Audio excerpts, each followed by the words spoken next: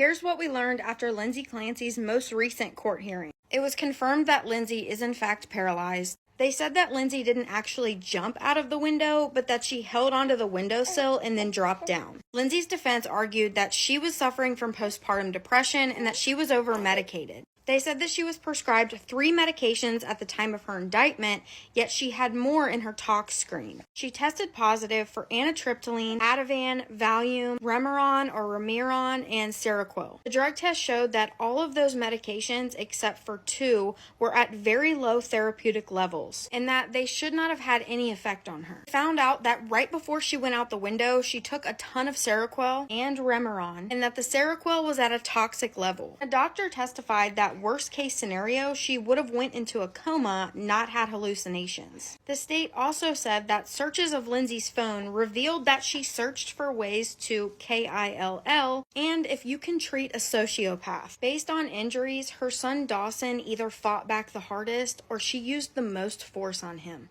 The state also argued that strangulation takes time and that she had time between 3 children to stop and she did not. 2 weeks after the children's passing, she told a nurse that she felt vulnerable because of not being able to walk. A few days later, she said she was hopeful about her future. About 3 weeks in, she was energized, hopeful, and showed no remorse. Now, the defense arguments start off by saying that Lindsay is a nurse and a mother, and how he has been to their home and that there is so much love in their house. Her lawyer said, "I know that she's not acting crazy, but that doesn't mean she's not struggling." He says that in the weeks and months leading up to this, that it was clear she was struggling because she wasn't able to emote or show feelings. He also stated that Lindsay's doctors would not speak to him and that they had lawyered up, and that the doctor who said Lindsay did not have postpartum was wrong.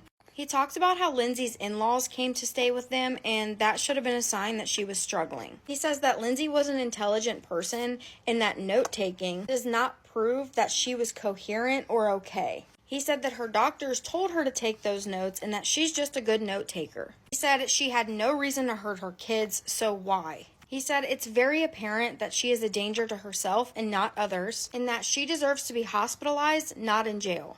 The judge ultimately decided to keep her in the hospital until December, and she is on unalive watch.